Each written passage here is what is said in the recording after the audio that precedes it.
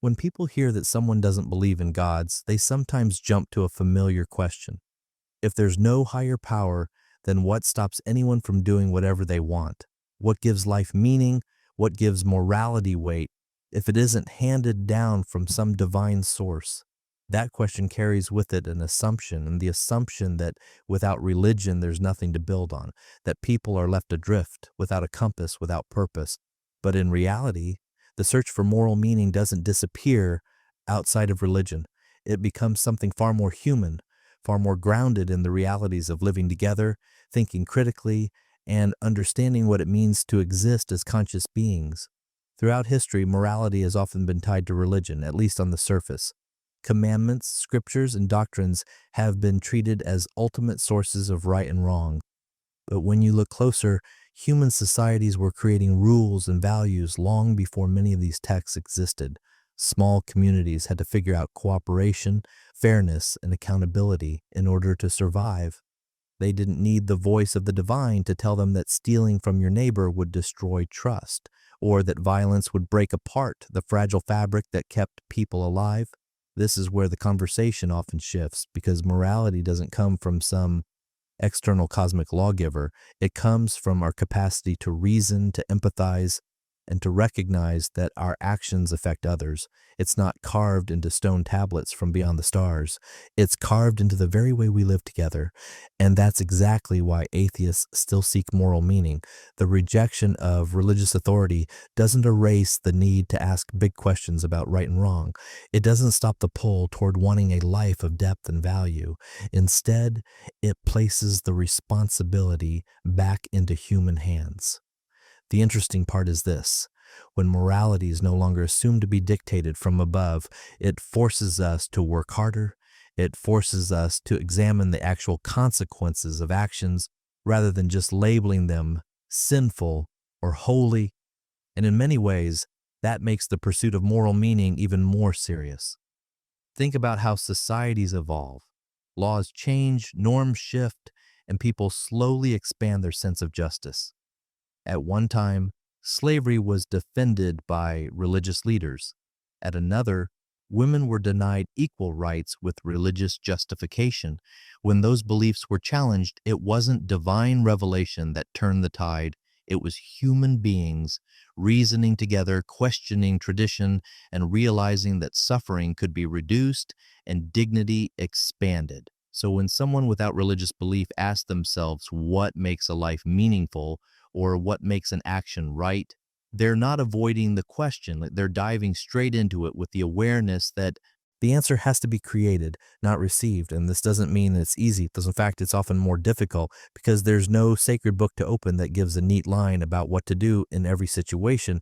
The responsibility falls squarely on people to think critically, to listen, to argue, to compromise, and to learn from mistakes. But isn't that what makes morality authentic?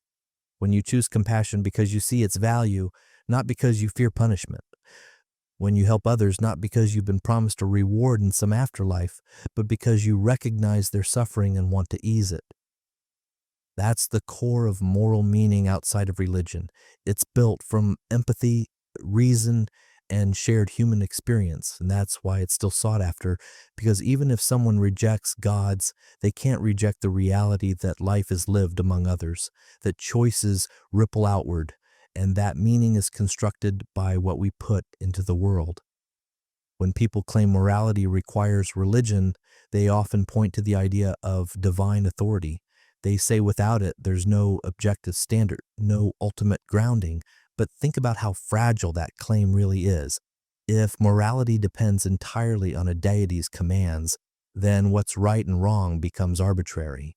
If a god says kindness is good today, but cruelty tomorrow, then morality changes not because of reason, but because of decree. That's not moral truth. That's obedience. And yet, in practice, even religious believers don't treat morality this way. Very few people would accept the idea that murder could be good just because a divine being commanded it.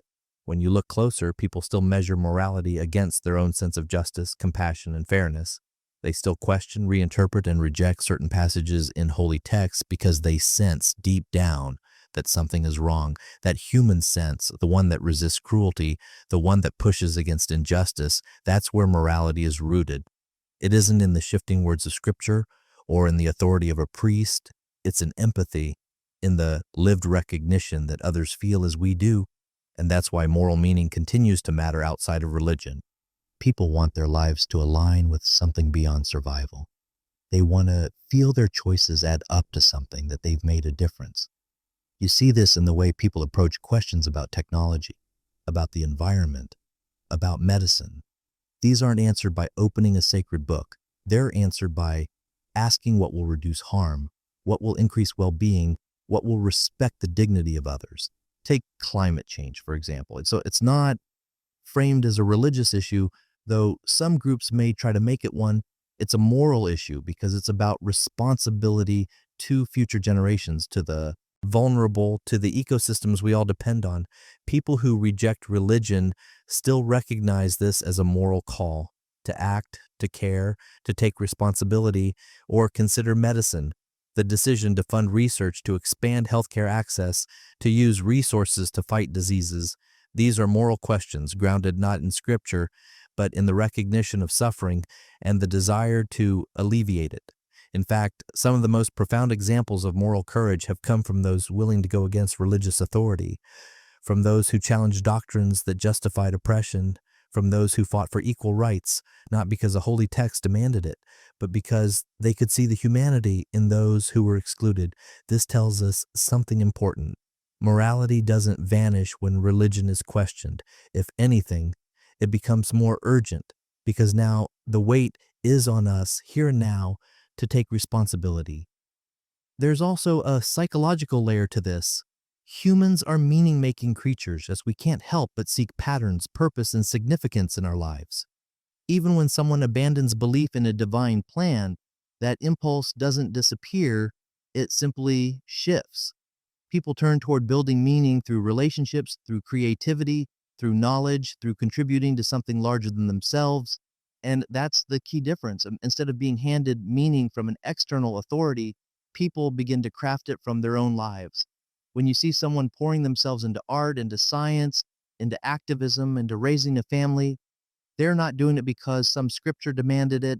They're doing it because they want their existence to echo beyond themselves.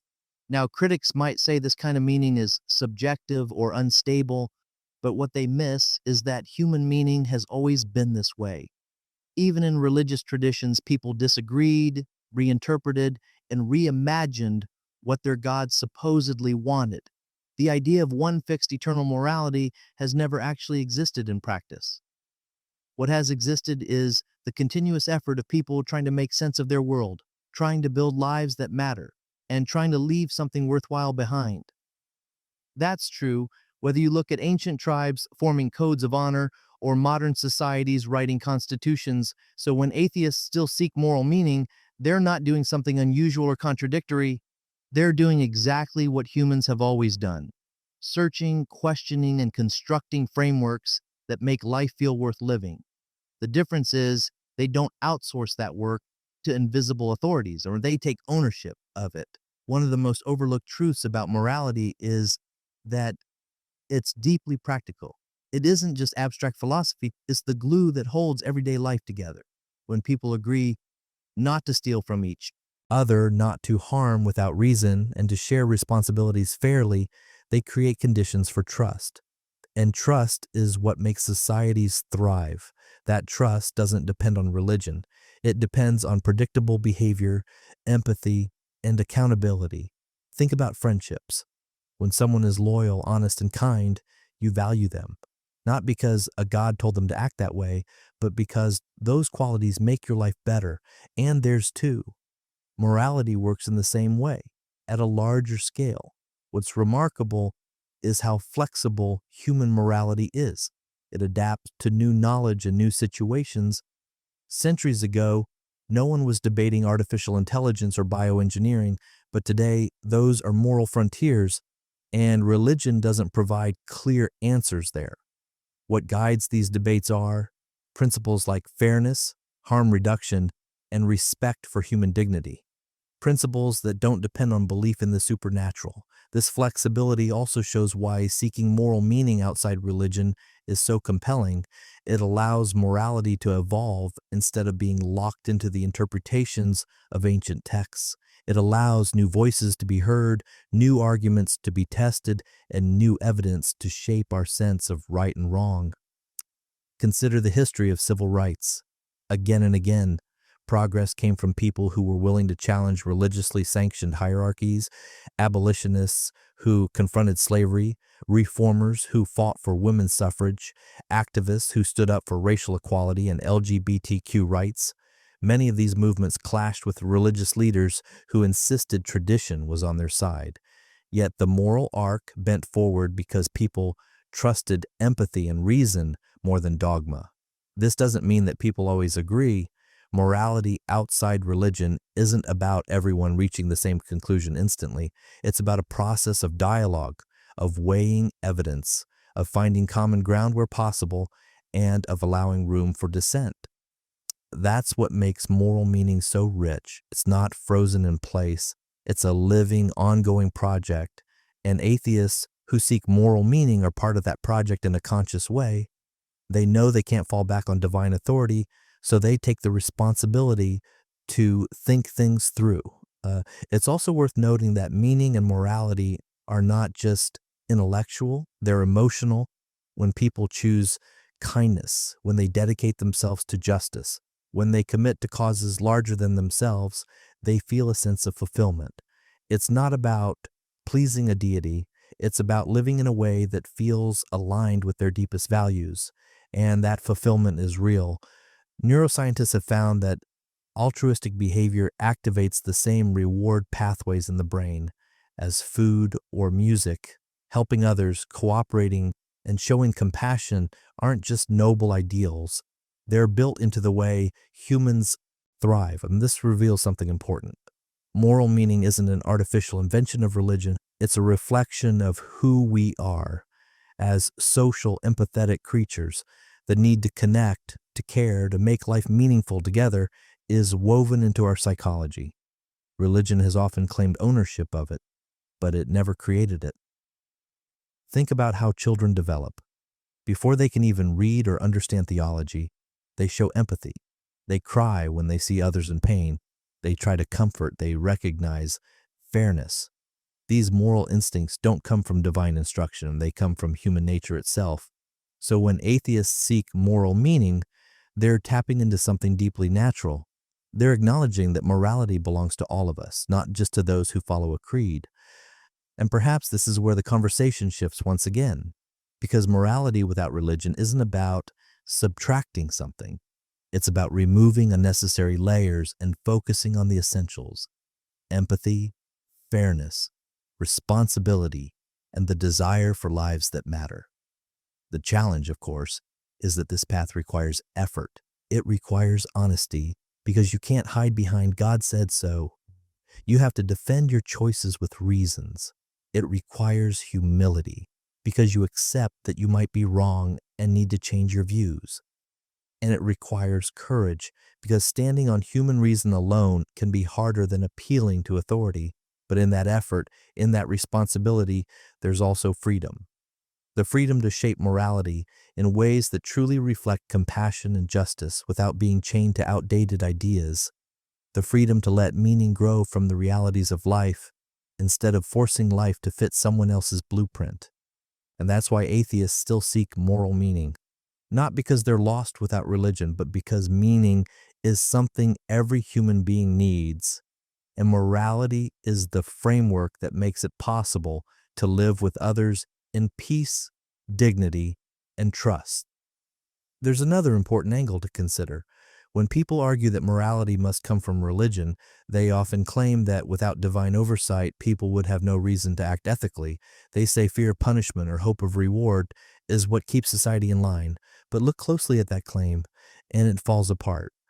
If the only reason someone avoids cruelty is because they think a supernatural being is watching, then their morality is shallow.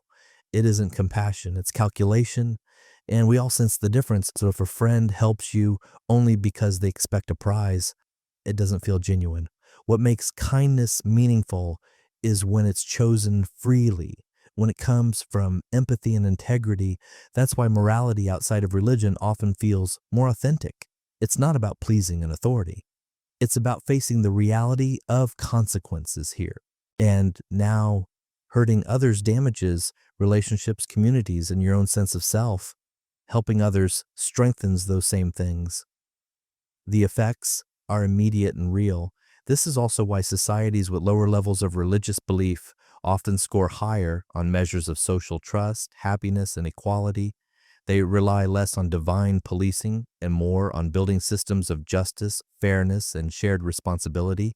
In countries like Sweden, Denmark, or the Netherlands, where secularism is widespread, you still find strong moral frameworks guiding laws in daily life, not because people fear divine wrath, but because they've chosen to prioritize human well-being.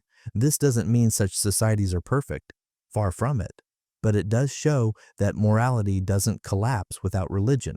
If anything, it shows people are capable of building systems that reflect compassion and fairness on their own. Another point worth noting is that moral meaning expands when it isn't tied to dogma.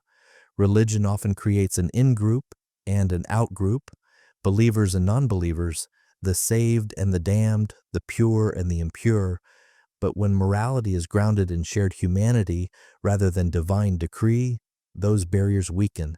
It becomes harder to justify excluding others based on belief, ethnicity, gender, or orientation. Oh, think about universal human rights. They weren't handed down by any deity. They were argued for, debated, and agreed upon by people from many different backgrounds. The idea that every person deserves dignity and freedom doesn't come from ancient scriptures, and in fact, many scriptures contradict it. It comes from human beings reasoning about what kind of world they want to live in. And that's a striking realization, and some of the most powerful moral frameworks we have today are entirely secular. Human rights law, humanitarian principles, medical ethics, environmental ethics, none of these require belief in gods, yet they guide millions of decisions every day, shaping a more just and sustainable world. When atheists seek moral meaning, they often tap into these frameworks. They see the importance of justice, fairness, and responsibility, not because it's written in a sacred book, but because it's what allows societies to flourish. But meaning isn't only about collective rules, it's also deeply personal. When someone wakes up and asks themselves, what makes my life matter? They aren't looking for commandments. They're searching for connection, relationships, love, creativity, learning, leaving something behind. These are the threads that weave personal meaning. And it's here that the absence of religion doesn't leave a void. It opens space. It opens space for people to choose meaning that's authentic to them. One person may find it in raising children, another in building knowledge, another in creating art, another in protecting the environment. Religion often insists there's one ultimate purpose, one ultimate meaning, but life outside of religion acknowledges the diversity of human experience, and that diversity makes moral meaning richer, not poorer. There's also a humility in recognizing that meaning isn't eternal. It's fragile, human, and ever-changing, and that fragility doesn't diminish its value. It makes it precious, like life itself. Think about music. A song doesn't last forever. It rises, it fills the air, and then it fades. But its beauty is no less real because it ends. In fact, its impermanence makes it more meaningful. Life, morality, and meaning work in the same way. They matter because they are finite. They matter because they are ours. And so when someone without religion builds a moral framework, they aren't abandoning purpose. They're creating a deeply human purpose, one rooted in empathy, reason, and the recognition that what we do here and now is what gives life significance. One of the most striking things about seeking moral meaning outside religion is how it reshapes responsibility. In religious systems, people often see themselves as accountable to a higher power. But in secular moral frameworks, accountability shifts to the human level. We become accountable to each other, to the societies we live in, and to future generations. That change makes morality more immediate It's not about judgment after death. It's about consequences right now. If you cheat, steal, or harm, the damage unfolds in real time. It erodes trust, breaks relationships, and destabilizes communities. And the repair must also happen here, not in some imagined realm. This can feel heavier, but also more empowering. It strips away the illusion that morality is enforced by invisible hands. It shows clearly that it's people who create justice, people who build fairness, and people who make meaning. And when you look around, you see countless examples of this: humanitarian workers risking their lives in war zones to save strangers, scientists dedicating their careers to curing diseases, activists fighting for justice in societies where they face persecution. These aren't acts driven by fear of eternal punishment or hope of eternal reward. They're acts born out of compassion, conviction, and the belief that this life is enough reason to care. There's also something liberating about rejecting the idea that morality must be fixed forever. The world changes, knowledge grows, and new challenges appear. Morality that evolves with those changes is far more practical and humane than morality frozen in the past. Think about how societies once treated mental illness. In many traditions, it was seen as possession, sin, or punishment from the divine. Today, we understand it as a medical and social issue. This shift didn't come from prayer. It came From science, empathy, and a willingness to rethink morality in light of new understanding. The same can be said about countless other issues, from animal welfare to digital privacy, from reproductive rights to global inequality. These are not answered by quoting ancient texts. They are answered by asking what reduces harm, what promotes fairness, and what respects the dignity of individuals. This approach also makes morality more universal, because instead of relying on the authority of one tradition, it appeals to shared human experiences. Pain feels the same across cultures, joy resonates universally, and the desire for dignity transcends borders. Moral meaning built on empathy and reason has the potential to connect people across divides that religion often reinforces. And here's a subtle but important point. When people seek moral meaning outside of religion, they're often accused of being relativists, as if anything goes, but that's a misunderstanding. Just because morality isn't anchored to divine decree doesn't mean it's arbitrary. It means it's anchored to human reality, to the actual effects of actions, to the evidence of what harms and what helps. That's not relativism. That's realism. It's looking at the world as it is and trying to shape our actions toward outcomes that make life better for as many as possible. And there's another layer here. Seeking moral meaning outside religion often leads to a deeper sense of solidarity, because if there's no one else to fix the world for us, then we have to do it together. There's no waiting for divine intervention, no comfort in thinking suffering will be balanced out later. The responsibility rests on our shoulders. That's why you see so many secular movements centered on human rights, environmental protection, and social justice, not because people want to replace religion, but because they recognize that if humans don't take responsibility, no one else will, and that recognition is powerful. It drives people to work for progress even when it's hard, even when there's no guarantee of success, even when they know their efforts may never be fully rewarded, because the value lies in the act itself, in the difference made for others, here and now. It's also why moral meaning outside of religion often feels more honest. It doesn't promise easy answers or eternal rewards. It acknowledges uncertainty, struggle, and impermanence, and yet, in the midst of that, it finds purpose. That purpose is fragile, but it's real, and for many that makes it all the more meaningful. When people build moral meaning without leaning on religion, they also avoid one of the biggest traps of dogma, the tendency to justify harm in the name of a higher power. History is filled with examples where violence, oppression, and cruelty were excused as obedience to divine will. Inquisitions, crusades, witch trials, holy wars, even today, acts of terror or discrimination are often framed as serving God's command. But when morality is grounded in human-centered values, those justifications collapse. You can't excuse harm by pointing to unseen authority. You have to face the consequences, and you have to defend your actions with reasons that make sense to others. This doesn't mean secular societies are free of cruelty or injustice. but it does mean that excuses for cruelty face a higher standard. You can't simply claim God wanted it and expect that to silence criticism. You have to argue with evidence, empathy, and reason, and that makes morality more accountable.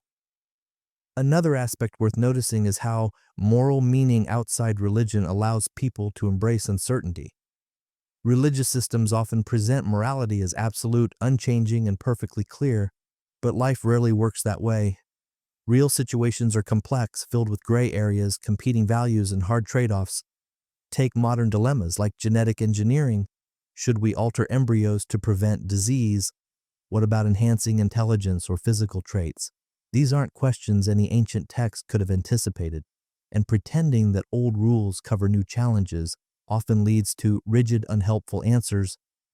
A secular moral framework doesn't fear those complexities. It accepts that hard questions require open debate, evidence, and compassion. It acknowledges that we might not get everything right, but that progress comes through testing ideas, learning, and adjusting. This makes moral meaning more flexible and responsive to reality, and that responsiveness is what allows it to stay relevant. There's also the issue of diversity. In a global world, people live side by side with others who hold very different beliefs. If morality is tied to one religion, it risks excluding everyone else. But if morality is grounded in shared human experiences, like the capacity to suffer or to flourish, then it can cross boundaries. That's why principles like human rights resonate across cultures. They don't depend on whether someone believes in a particular God. They depend on recognizing that all people deserve dignity and freedom. This shift also transforms how people see meaning in their personal lives. Without religion dictating one correct purpose, individuals have the freedom to shape meaning in ways that feel true to them. This doesn't make life empty, it makes it rich with possibility.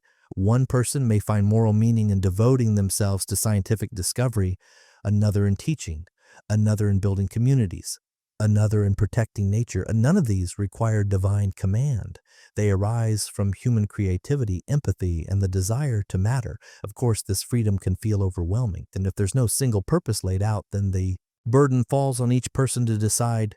But that's not a flaw. That's part of what makes life deeply personal. It's what allows each life to be unique. And here's something important.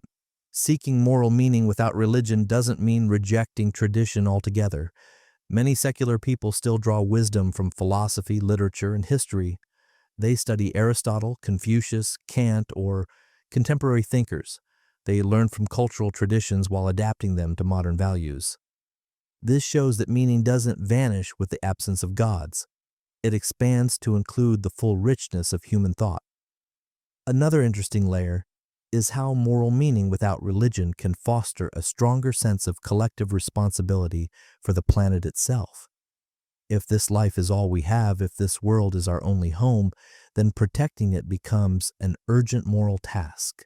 The drive to address climate change, to preserve biodiversity, to ensure sustainable resources. These aren't religious imperatives. They're moral imperatives, born from recognizing our shared dependence on a fragile planet. And notice how this reframes the value of life. If existence isn't a temporary stop on the way to eternity, then this moment matters more, not less.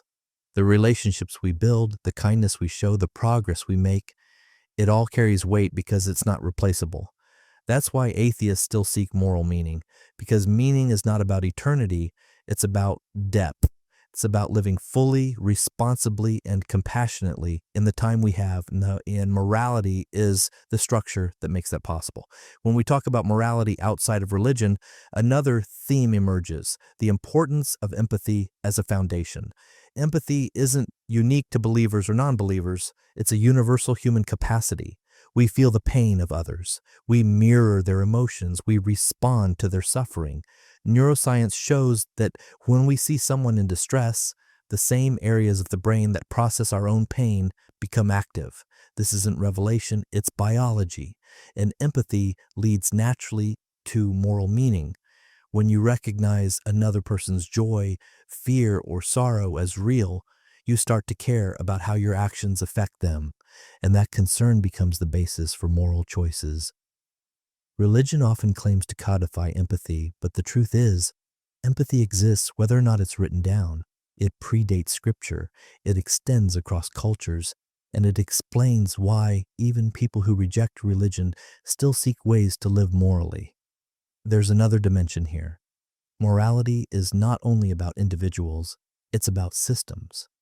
A society can create conditions that either encourage compassion or undermine it. When systems are unjust, when wealth is hoarded by a few, when laws favor the powerful, morality isn't simply about personal kindness. It's about challenging structures that cause harm. This is where secular approaches to morality often show strength, because they focus on real-world outcomes instead of metaphysical promises. A system that leaves millions in poverty while others live in excess is unjust, not because it breaks divine law, but because it creates unnecessary suffering. And moral meaning comes from confronting that suffering, from building systems of fairness, education, healthcare, and opportunity. These are not abstract ideals. They are tangible acts of moral progress, measurable in reduced harm and increased well-being. It's also worth noting how secular moral meaning is tied to evidence. Religion often relies on authority or tradition, but a secular approach asks what actually works, what policies reduce violence, what practices increase happiness, what actions protect the vulnerable. This reliance on evidence doesn't strip morality of meaning. It strengthens it because it connects values with reality. And this process is ongoing. Meaning isn't something discovered once and preserved forever. It's something continually shaped by dialogue, debate, and new information. It's dynamic, just like human life. Some critics argue that this makes morality unstable, but it's the opposite. It makes morality adaptable. And adaptability is what allows moral meaning to stay relevant in a changing world. Think of how views on marriage equality have shifted. For decades, religious authorities condemned it as immoral.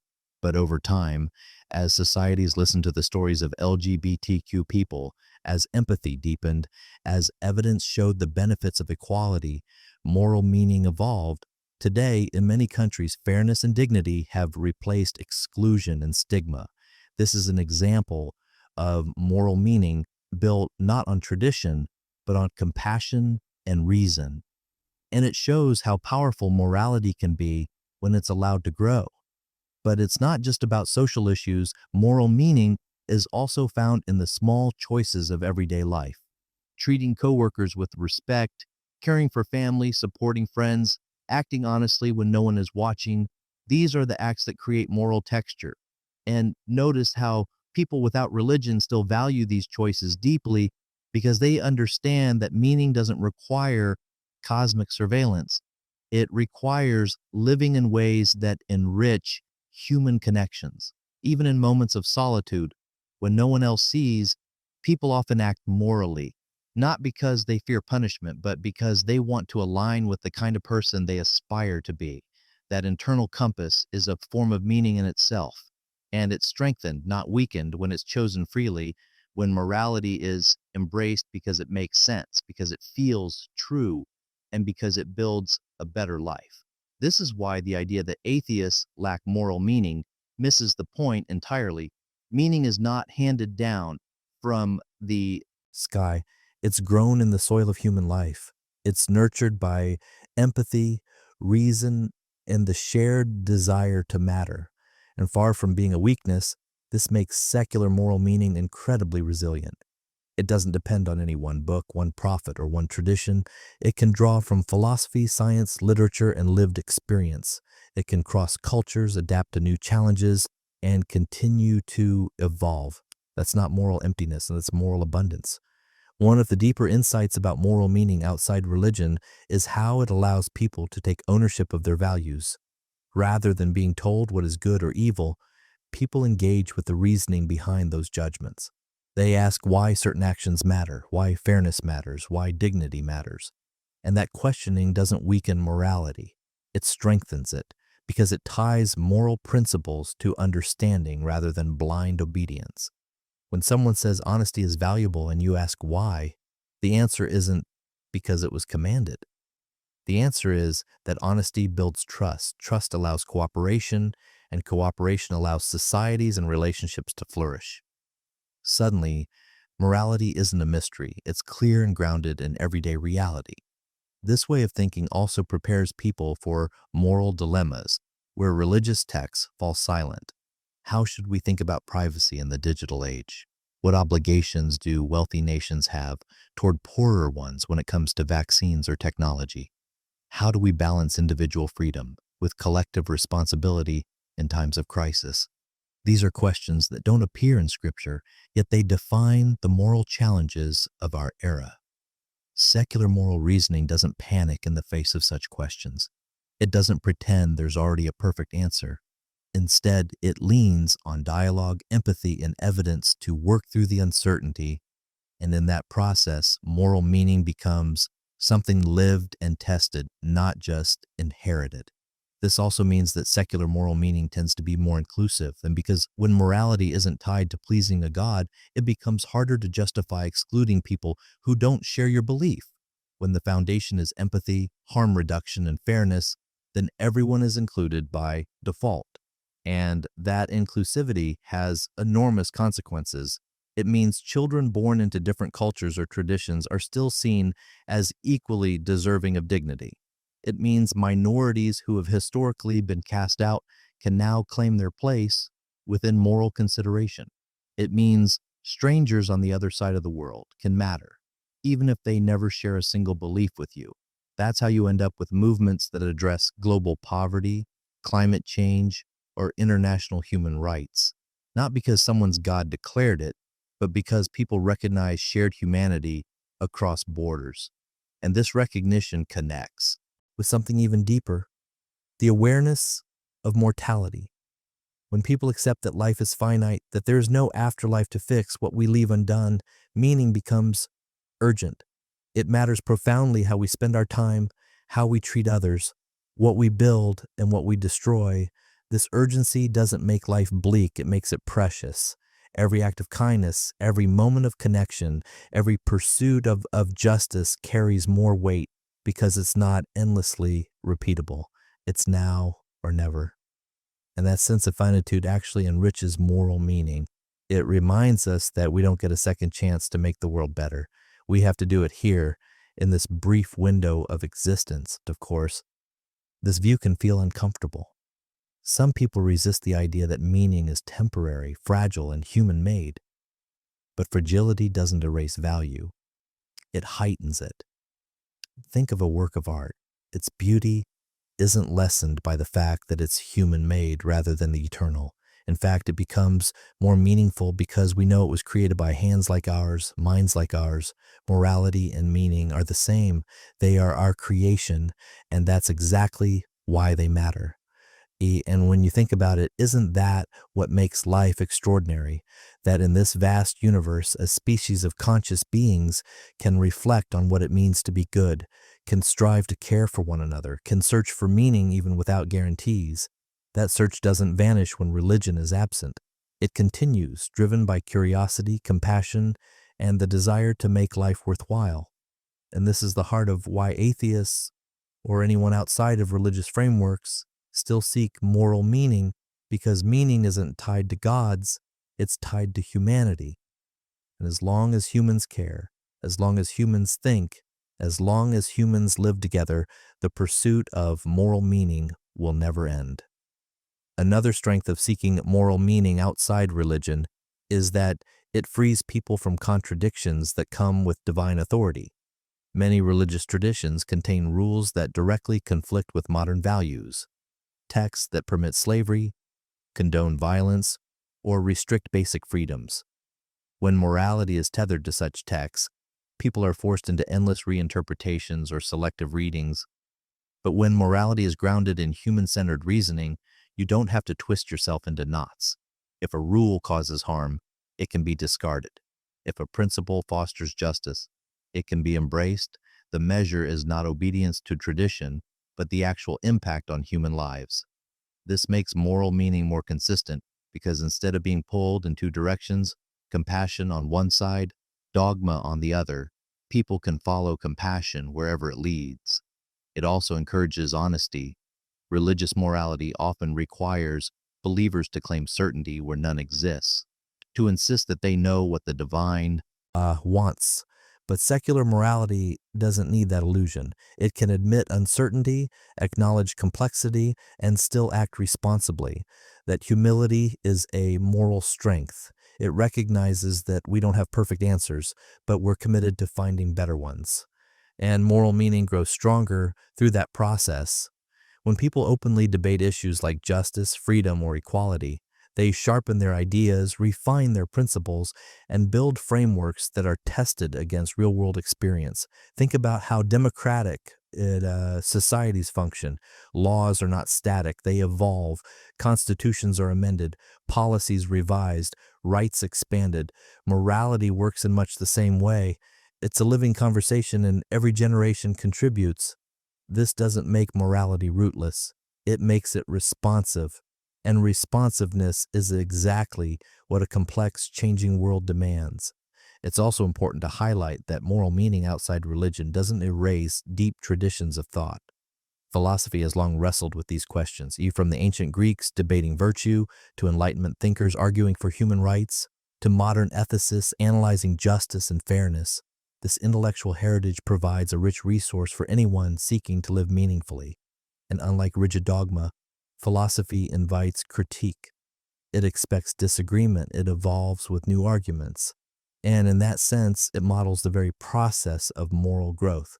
But beyond philosophy, moral meaning is lived in daily life, in how we treat neighbors, how we respond to strangers, how we show up for friends and family. These aren't grand gestures, but they shape the moral fabric of communities. Someone might never read Aristotle or Kant, but when they choose to be kind rather than cruel, to be fair rather than selfish, they are participating in moral meaning. This universality is important. It shows that morality isn't reserved for the educated or the devout. It belongs to everyone because it grows out of the shared human condition. And when you see morality in this light, it becomes clear why the search for meaning continues even without religion, because meaning isn't optional. It's a basic human drive. People want to feel that their lives matter, that their choices make a difference, that they are part of something larger than themselves. Religion offers one answer to that drive, but it's not the only answer. And for those who step outside of religion, the drive remains. They still want to live with integrity, to contribute, to leave a legacy of care rather than harm.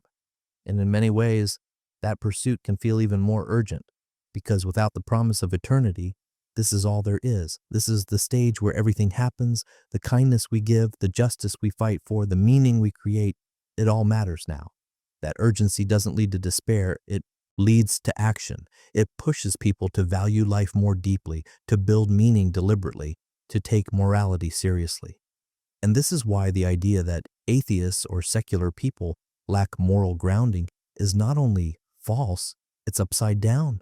In reality, they often carry an even greater burden of responsibility because they can't defer it to divine will. They have to own it fully and directly. What's also fascinating about moral meaning outside religion is how it reframes the concept of progress. In religious frameworks, morality is often treated as already perfected, handed down in its final form, needing only obedience. But in practice, this has kept societies trapped in outdated moral codes. A secular perspective, on the other hand, views morality as something we build and improve over time. Each generation tests new ideas, expands compassion, and challenges injustices that were once accepted. Progress is not betrayal of morality, but its natural unfolding. Take the history of democracy. For much of history, power was concentrated in kings, emperors, or religious authorities.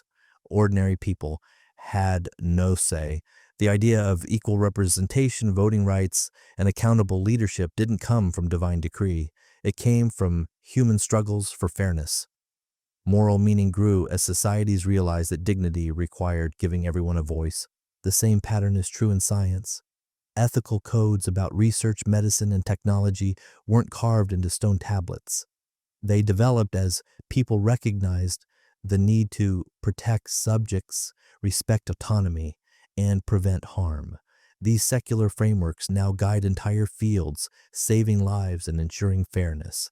And this evolution continues. Every moral advance is a reminder that morality is not something discovered once for all time, but something cultivated. This cultivation also happens at the personal level. People outside religion often describe their search for meaning as a lifelong journey. They don't claim to have all the answers, but they keep asking the questions. See, what kind of person do I want to be? How do my choices affect others? What will I leave behind? And in asking those questions, they live more reflectively because they know there's no higher power to settle the matter for them. The responsibility is theirs. That responsibility also shapes how people think about community. In religious systems, community is often defined by shared belief. But outside of religion, communities form around shared values, goals, and mutual support. They're chosen, not prescribed, and that makes them flexible, inclusive, and adaptable. Look at secular organizations devoted to humanitarian aid, education, or climate action.